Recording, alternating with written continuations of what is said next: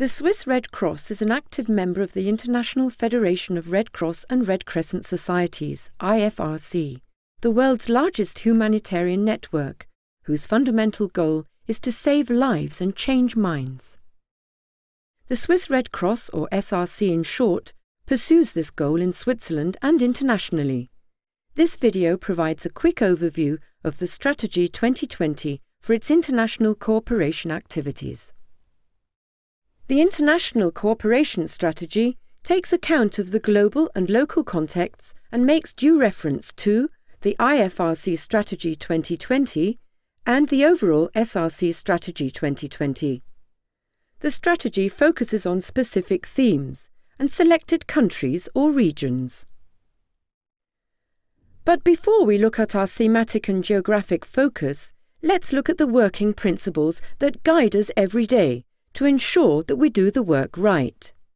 First, we focus our attention on particularly vulnerable and deprived groups of people, and we empower them to take their lives into their own hands. In our work, we make sure that men and women enjoy equal rights, and we consider voluntary work an invaluable asset for the community. At every step of our work, we pay attention to the impact of our action, so that our projects make sense to the people and the context. We consider sound cooperation with and respect for our partners a key ingredient for our success, and we foster alliances with a variety of actors, creating networks for a positive change in the world. We take into account that our interventions influence established socio-economic relations and that we need to mitigate this potential cause of conflict. With these principles in mind, we design development programs that foster healthy living conditions and improve disaster management capacities among particularly vulnerable people and communities. In practice, this means that deprived people and communities receive appropriate support to meet emergency needs, have the capacity to prepare for and respond to disasters appropriately, and are in a position to adapt to climate change, have access to good quality health care, are able to demand their right to health and to have an impact on healthy living conditions.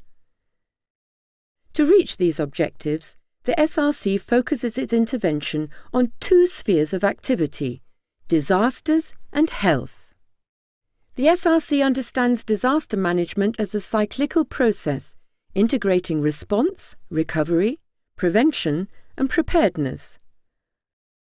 After disaster strikes, we launch emergency relief operations that ensure the survival and alleviate the suffering of affected people and communities. The emergency phase gradually gives way to rehabilitation and reconstruction, supporting the affected communities on their way back to normality. Here we focus our intervention on improving the living conditions of the concerned communities, making sure that destroyed and damaged houses are restored, that communities have access to drinking water, that they can use appropriate sanitation facilities, and that they adhere to good hygiene practices. To act against future loss of lives and livelihoods, we work with the communities and partner organizations and develop strategies and actions to prevent and reduce the risk of new disasters. But our work goes beyond disaster alleviation. We want to enable people to fulfill their dreams. Health plays an important part in this endeavour. We understand health as the state of comprehensive physical, mental and social well-being. Living a healthy life is a human right and key to social and economic development. Our aim is to provide access to health to all disadvantaged people by bridging the gap between the health providers, such as the health posts or medical centres, and the individuals and communities who are seeking health services. To achieve this, we raise people's awareness on how to lead a healthy life on the one hand, and we contribute to improved access to basic health services on the other. Mothers, children, as well as elderly and handicapped people are especially vulnerable and deserve our particular attention. Furthermore, our work mitigates the risk of diseases for the population by addressing certain factors that have a direct effect on people's health condition. These are, for example, clean water, proper sanitation facilities and hygiene, as well as well-balanced nutrition. In our interventions, we use innovative methods, which we develop together with the beneficiary communities. This helps us to make sure that our endeavours are successful from the perspective of the people.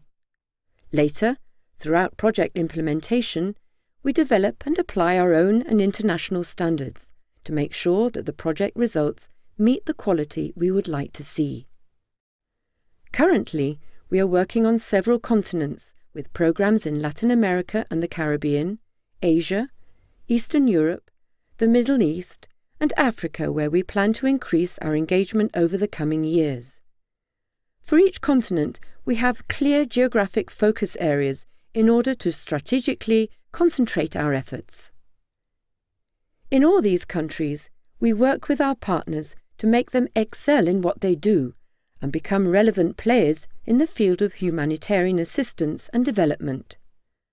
But we also team up with the Swiss and international organisations to strengthen our voice and contribute to the ongoing dialogue on global development policies. As a Swiss organisation, we want to contribute to the discussion in Switzerland on the consequences of natural and man-made disasters as well as poverty. To do so, we inform the general public about our work and demonstrate how disasters, conflicts, poor health and poverty mutually reinforce each other and hamper development. And we share how the people we work with are exploring new paths to determine their own future.